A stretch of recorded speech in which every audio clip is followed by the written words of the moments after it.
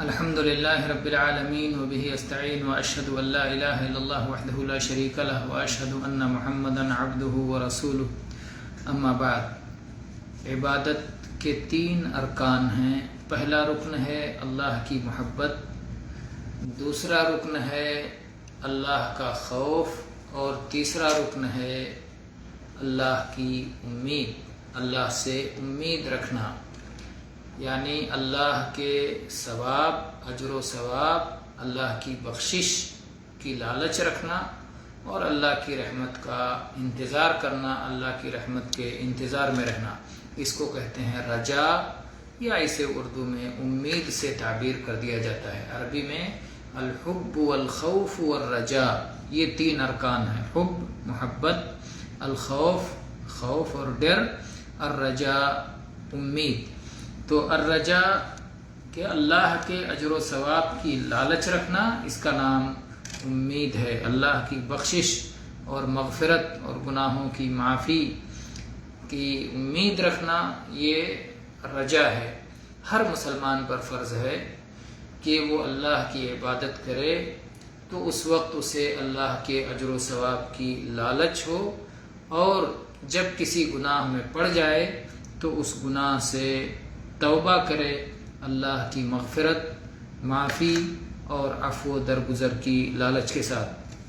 جیسا کہ اللہ تعالیٰ نے قرآن مجید میں ارشاد فرمایا، وَادْعُوهُ خَوْفًا وَطَمَعًا، اللہ کی عبادت کرو خوف کے ساتھ اور لالچ کے ساتھ۔ یہ اللہ کا حکم ہے، یہ اللہ کا حکم ہے کہ اللہ کی عبادت کرو تو تمہارے دل میں اللہ کا خوف بھی ہو اور اللہ کی رحمت کی لالچ بھی ہو، اس کے اجر و ثواب کی لالچ بھی ہو۔ تو خوف اور طمع دونوں کو اللہ نے جمع کر دیا۔ وَادْعُوهُ، اسے پکارو، اس کی عبادت کرو۔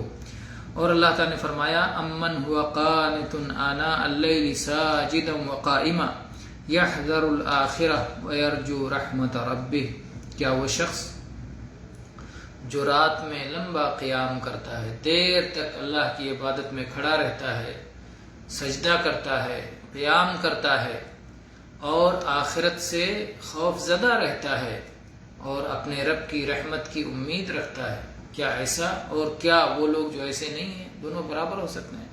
قطعاً نہیں برابر ہو سکتے۔ تو اللہ تعالیٰ نے اپنے نیک بندوں کی صفت میں 2 باتیں بتائیں، یحذر الآخرہ ویرجو رحمت ربہ، کہ ایک طرف آخرت کا ڈر بھی ہے اور دوسرے اپنے رب کی رحمت کی امید بھی ہے۔ تو رب کی رحمت کی امید رکھنا یہ عبادت کا ایک اہم حصہ ہے۔ آپ یہ بات یاد رکھیں کہ امید کی 3 قسمیں ہیں، جس میں سے 2 تو قابل تعریف ہیں، لیکن اس میں سے تیسری قسم قابل مذمت ہے، تعریف کے لائق نہیں ہے، وہ اصلاً امید نہیں ہے بلکہ دھوکہ اور فریب ہے۔ وہ کیا ہے؟ جو شخص اللہ کا فرما بردار ہو، اللہ کی اطاعت کر رہا ہے، تو وہ اللہ سے اپنے عمل کے قبول ہونے کی امید رکھے، اور یہ امید رکھے کہ اللہ تعالیٰ اس پر اجر و ثواب عطا فرما کر کے جنت کی کامیاب زندگی عطا فرمائے گا اور جہنم کے عذاب سے نجات دے گا۔ تو یہ امید رکھنا، عمل کرتے ہوئے اللہ سے امید رکھنا، یہ قابل تعریف ہے۔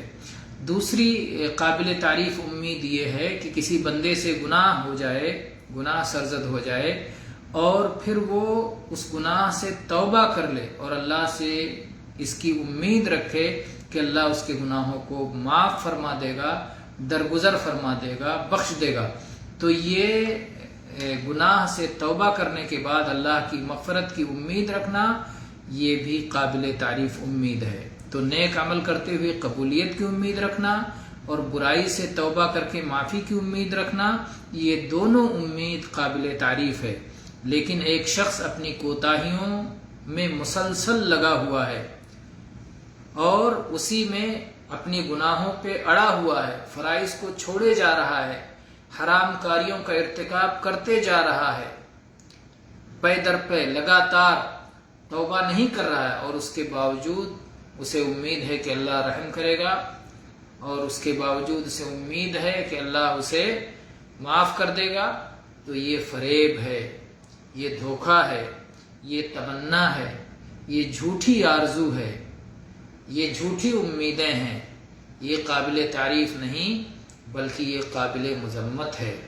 یہ اس کی مثال آپ ایسے دیکھیں، امام ابو عثمان الجیزی فرماتے ہیں کہ انسان کی خوش نصیبی اور سعادت کی علامت یہ ہے کہ وہ اللہ کی اطاعت اور فرما برداری کرے اور عدم قبولیت سے ڈرتا جائے، اسے خوف ہو کہیں ایسا نہ ہو کہ اللہ تعالیٰ اس کے عمل کو قبول نہ کرے۔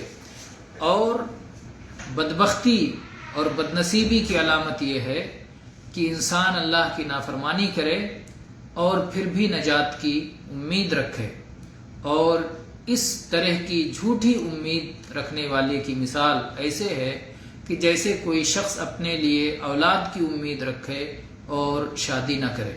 شادی کے بغیر اولاد کی امید رکھنا جھوٹی امید ہے، غلط امید ہے، اپنے آپ کو دھوکہ دینا ہے۔ تو اسی طرح سے جو آدمی اولاد کی امید رکھے، الحمدللہ، جو شخص شادی کے بغیر اولاد کی امید رکھتا ہے تو لوگ کہیں گے انتہائی احمق انسان ہے۔ اسی طرح سے اگر کوئی شخص نیکی کیے بغیر اجر و ثواب کی امید رکھے اور گناہ سے توبہ کے بغیر معافی کی امید رکھے تو کہیں گے کہ بیوقوف انسان ہے۔ اللہ تعالیٰ نے قرآن پاک میں فرمایا، ان الذین آمنوا والذین ہاجروا وجاہدوا فی سبیل اللہ اولئک یرجون رحمت اللہ واللہ غفور رحیم۔ جو لوگ ایمان لائے اور جنہوں نے ہجرت کی اور جنہوں نے اللہ کی راہ میں جہاد کیا، یہی لوگ ہیں جو اللہ کی رحمت کی امید رکھتے ہیں، اور اللہ تعالیٰ بخشنے والا اور رحم و کرم کرنے والا ہے۔ یہی لوگ ہیں اللہ کی رحمت کی امید رکھتے ہیں، یعنی یہی وہ لوگ ہیں جو اللہ کی رحمت کی امید رکھنے میں حق بجانب ہیں، اللہ کی رحمت کا امید رکھنے کے مستحق ہیں۔ ایسے ہی اللہ تعالیٰ نے فرمایا، لیس بامانیکم ولا امانی اہل الکتاب من یعمل سوءا یجز بہ۔ تمہاری آرزوؤں سے کچھ نہیں ہوتا اور نہ ہی اہل کتاب کی آرزوؤں سے کچھ ہونے والا ہے، جو بھی برے کام کرے گا اسے برے کام کا نتیجہ بھگتنا ہوگا۔ بہرحال ایک مسلمان پر فرض ہے کہ وہ جب اللہ کی عبادت کرے تو اللہ کی محبت کے ساتھ اور اللہ کی سزا کا خوف رکھتے ہوئے اور اللہ سے اجر و ثواب کی امید رکھتے ہوئے۔ ہاں یہ بات بھی یاد رہے کہ خوف اس قدر غالب نہ آ جائے کہ مایوسی تک پہنچ جائے۔ اتنا خوف نہ ہو کہ مایوس ہو جائے اور کہے کہ اب تو بخشش ہوگی ہی نہیں، اب جو کرنا ہے کر لو۔ تو یہ بھی حرام ہے اور یہ بھی کفر میں جا پڑنا ہے۔ اور رحمت میں بھی اس قدر افراط نہ ہو کہ اللہ کی رحمت کی وسعت کو دیکھتے ہوئے گناہوں پر اڑا رہے اور ان سے توبہ نہ کرے، تو یہ ڈھٹائی اور جرأت ہوگی، یہ بھی غلط اور حرام ہوگا۔ صحیح بات یہ ہے کہ خوف اور رحمت دونوں، خوف اور امید دونوں کو اکٹھا کرنا چاہیے۔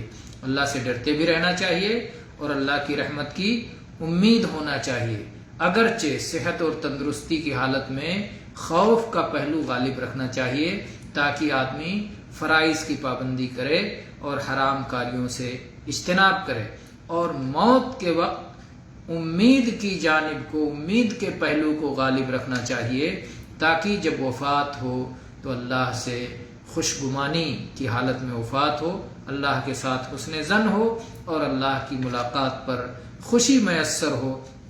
تو اس لیے ان تینوں ارکان کو عبادت میں جمع کرنا ضروری ہے، اللہ کی محبت بھی اور اللہ کا ڈر بھی اور اللہ سے امید بھی۔ واللہ تعالی اعلم والحمد للہ رب العالمین وصلی اللہ علی نبینا وسلم۔